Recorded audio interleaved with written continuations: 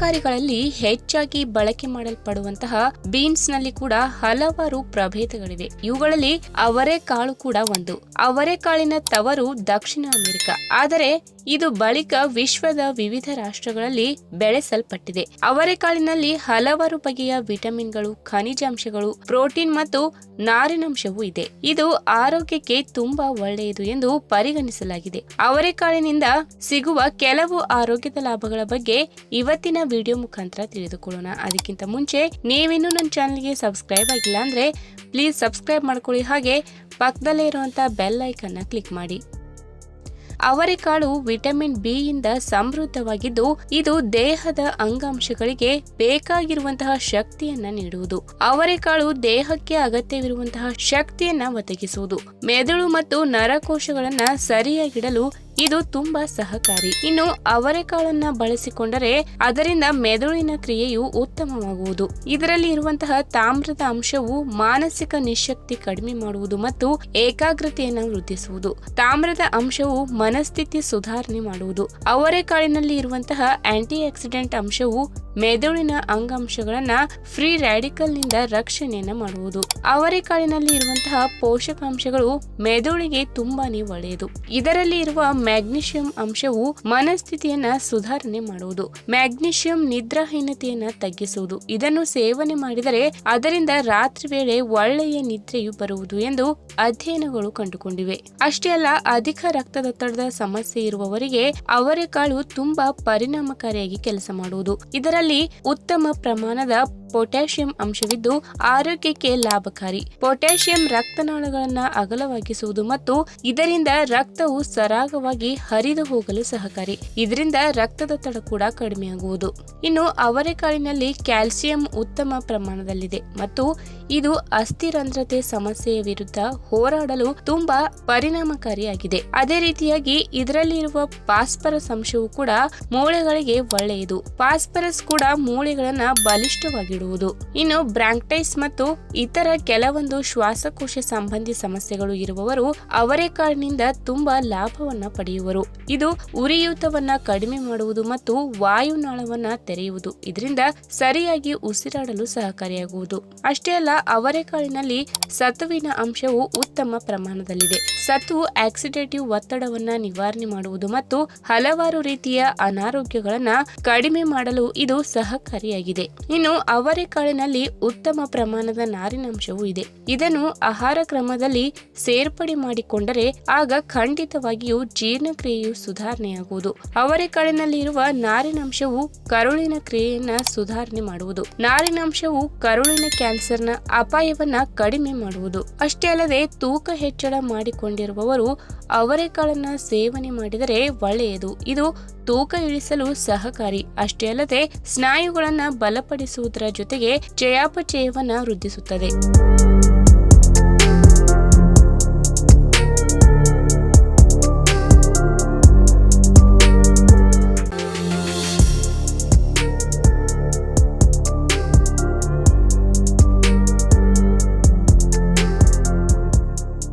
ಆಲೂಗಡ್ಡೆ ಎಂದರೆ ಹೆಚ್ಚಿನವರು ಇಷ್ಟಪಡುತ್ತಾರೆ. ತಮ್ಮ ಪ್ರತಿ ಆಹಾರ ಪದ್ಧತಿಯಲ್ಲಿ ಆಲೂಗಡ್ಡೆಯನ್ನ ನೆನೆಸಿಕೊಳ್ಳದೆ ಇರುವುದಿಲ್ಲ. ಆದರೆ ಕೆಲವರು ಆಲೂಗಡ್ಡೆ ಸೇವನೆಯಿಂದ ಹೊಟ್ಟೆ ಉಬ್ಬರ ಆಗುತ್ತದೆ, ಇಲ್ಲಾಂದ್ರೆ ಗ್ಯಾಸ್ಟ್ರಿಕ್ ಆಗುತ್ತದೆ ಎನ್ನುವ ಒಂದೇ ಕಾರಣಕ್ಕೆ ಈ ತರಕಾರಿಯಿಂದ ದೂರ ನಿಲ್ಲುತ್ತಾರೆ. ಇನ್ನು ಒಂದು ವೇಳೆ ಶೀತ, ನೆಗಡಿಯಂತಹ ಸಮಸ್ಯೆಗಳು ಕಂಡು ಬಂದರೆ ಆಲೂಗಡ್ಡೆಯನ್ನು ತಿನ್ನಬಾರದು ಎನ್ನುವ ಕಾರಣಕ್ಕೆ ವಯಸ್ಸಾದವರು ಹಾಗೂ ಪುಟ್ಟ ಮಕ್ಕಳನ್ನು ಮನೆಯಲ್ಲಿರುವ ಸದಸ್ಯರು ಆಲೂಗಡ್ಡೆಯಿಂದ ದೂರ ಉಳಿಸುತ್ತಾರೆ.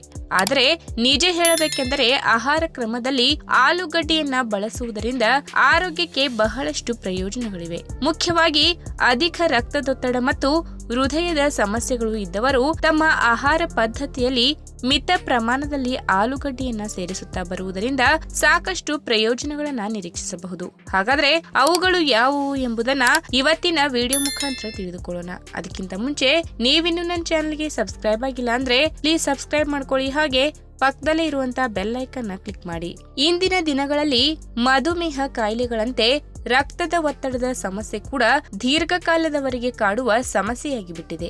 ಒಂದು ವೇಳೆ ರಕ್ತದೊತ್ತಡದ ಸಮಸ್ಯೆಯನ್ನ ನಿರ್ಲಕ್ಷ್ಯ ಮಾಡುತ್ತಾ ಹೋದರೆ ಮುಂದಿನ ದಿನಗಳಲ್ಲಿ ದೇಹದ ರಕ್ತದಲ್ಲಿ ಏರುಪೇರು ಉಂಟಾಗಿ ಹೃದಯಕ್ಕೆ ಸಮಸ್ಯೆ ಬರುವ ಅಪಾಯ ಹೆಚ್ಚಿರುತ್ತದೆ. ಹೀಗಾಗಿ ಈ ಸಮಸ್ಯೆ ಇರುವವರು ತಮ್ಮ ಆಹಾರ ಪದ್ಧತಿಯಲ್ಲಿ ಕೆಲವೊಂದು ಬದಲಾವಣೆಗಳನ್ನು ತಂದುಕೊಳ್ಳುವುದರ ಜೊತೆಗೆ ವೈದ್ಯರ ಸಲಹೆಗಳನ್ನು ಕೂಡ ಚಾಚು ತಪ್ಪದೆ ಅನುಸರಿಸುವುದರಿಂದ ಈ ಸಮಸ್ಯೆಯಿಂದ ಪಾರಾಗಬಹುದು. ಇನ್ನು ರಕ್ತದ ಒತ್ತಡವನ್ನ ನಿವಾರಣೆ ಮಾಡಿಕೊಳ್ಳುವಲ್ಲಿ ಆಲೂಗಡ್ಡೆ ಕೂಡ ಪ್ರಮುಖ ಪಾತ್ರ ವಹಿಸುತ್ತದೆ. ಇದಕ್ಕೆ ಮುಖ್ಯ ಕಾರಣ ಇದರಲ್ಲಿ ಪೊಟ್ಯಾಷಿಯಂ ಅಂಶ ಅಧಿಕ ಪ್ರಮಾಣದಲ್ಲಿ ಕಂಡುಬರುವುದರಿಂದ ರಕ್ತದ ಒತ್ತಡಕ್ಕೆ ಪ್ರಮುಖ ಕಾರಣವಾಗಿರುವ ಅಧಿಕ ಪ್ರಮಾಣದ ಸೋಡಿಯಂ ಅಂಶದ ವಿರುದ್ಧವಾಗಿ ಕೆಲಸ ಮಾಡುತ್ತದೆ. ಇದರಿಂದಾಗಿ ದೇಹದಲ್ಲಿ ಶೇಖರಣೆಯಾಗುವ ಅತಿಯಾದ ನೀರಿನ ಅಂಶವು ಬೆವರಿನ ಹಾಗೂ ಮೂತ್ರ ವಿಸರ್ಜನೆಯ ಮೂಲಕ ಹೊರಹೋಗಲು ನೆರವಾಗುತ್ತದೆ. ಇಲ್ಲಿ ಮುಖ್ಯವಾಗಿ ನೆನಪಿನಲ್ಲಿ ಇಟ್ಟುಕೊಳ್ಳಬೇಕಾದ ಸಂಗತಿ ಏನೆಂದರೆ, ಈಗಾಗಲೇ ಅಧಿಕ ರಕ್ತದೊತ್ತಡದಂತಹ ಸಮಸ್ಯೆಯನ್ನ ಎದುರಿಸುತ್ತಿರುವವರು ಆದಷ್ಟು ಉಪ್ಪಿನಂಶ ಇರುವ ಆಹಾರಗಳನ್ನ ಕಡಿಮೆ ಸೇವಿಸಬೇಕು. ಉದಾಹರಣೆಗೆ ನೋಡುವುದಾದರೆ ಉಪ್ಪಿನಂಶ ಹೆಚ್ಚಿರುವ ಸ್ನ್ಯಾಕ್ಸ್, ಆಲೂಗಡ್ಡೆ ಚಿಪ್ಸ್, ಸಂಸ್ಕರಿಸಿದ ಆಹಾರ ಪದಾರ್ಥಗಳು ಇತ್ಯಾದಿ.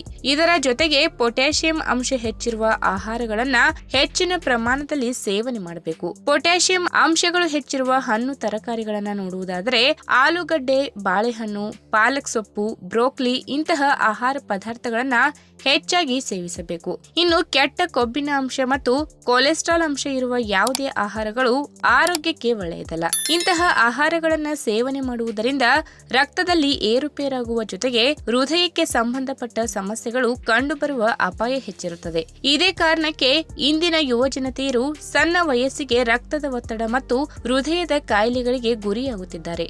ಆದರೆ ಈ ಸಮಸ್ಯೆಗಳು ಬರಬಾರದೆಂದರೆ ಆಲೂಗಡ್ಡೆಯನ್ನ ವಾರದಲ್ಲಿ 2 ಬಾರಿಯಾದರೂ ಮಿತವಾಗಿ ಸೇವನೆ ಮಾಡುವ ಅಭ್ಯಾಸ ಮಾಡಿಕೊಂಡರೆ ಕೆಟ್ಟ ಕೊಬ್ಬಿನಾಂಶ ಹಾಗೂ ಕೊಲೆಸ್ಟ್ರಾಲ್ ಅಂಶಗಳು ನಿವಾರಣೆಯಾಗಿ ಹೃದಯಕ್ಕೆ ಸಂಬಂಧಪಟ್ಟ ಎಲ್ಲಾ ಸಮಸ್ಯೆಗಳಿಂದ ಹಾಗೂ ಹೃದಯದ ರಕ್ತನಾಳದ ಕಾಯಿಲೆಗಳಿಂದ ದೂರ ಉಳಿಯಲು ಅನುಕೂಲವಾಗುತ್ತದೆ. ಇನ್ನು ವಿಟಮಿನ್ ಸಿ ಹೆಚ್ಚಿರುವ ಹಣ್ಣು ತರಕಾರಿಗಳ ಆರೋಗ್ಯ ಪ್ರಯೋಜನಗಳ ಬಗ್ಗೆ ನಮಗೆಲ್ಲ ಗೊತ್ತೇ ಇದೆ. ನಮ್ಮ ದೇಹದ ರೋಗ ನಿರೋಧಕ ಶಕ್ತಿಯನ್ನ ಹೆಚ್ಚು ಮಾಡುವಲ್ಲಿ ಇವುಗಳ ಪಾತ್ರ ಬಲು ದೊಡ್ಡದು. ಅಂತೆಯೇ ಆಲೂಗಡ್ಡೆಯಲ್ಲಿ ಕಂಡುಬರುವ ವಿಟಮಿನ್ ಸಿ ಅಂಶ ರೋಗ ನಿರೋಧಕ ಶಕ್ತಿಯನ್ನ ಹೆಚ್ಚು ಮಾಡುವುದು ಮಾತ್ರವಲ್ಲದೆ ದೇಹದಲ್ಲಿ ಕೆಟ್ಟ ಕೊಲೆಸ್ಟ್ರಾಲ್ ಅಂಶ ಜಾಸ್ತಿಯಾಗದಂತೆ ನೋಡಿಕೊಂಡು ಹೃದಯದ ಆರೋಗ್ಯವನ್ನ ಕಾಪಾಡುತ್ತದೆ. ಅಂದರೆ ಮನುಷ್ಯನ ದಿನದ ಅಗತ್ಯಕ್ಕೆ ಬೇಕಾಗುವ ವಿಟಮಿನ್ ಸಿ ಅಂಶ ಈ ಆಲೂಗಡ್ಡೆಯಲ್ಲಿ ಸಿಗುತ್ತದೆ. ಈ ವಿಡಿಯೋ ನಿಮಗೆ ಇಷ್ಟವಾದಲ್ಲಿ ತಪ್ಪದೆ ಲೈಕ್ ಮಾಡಿ, ಶೇರ್ ಮಾಡಿ, ಹಾಗೆ ನಿಮ್ಮ ಅನಿಸಿಕೆನ ಕಮೆಂಟ್ ಮೂಲಕ ತಿಳಿಸಿ.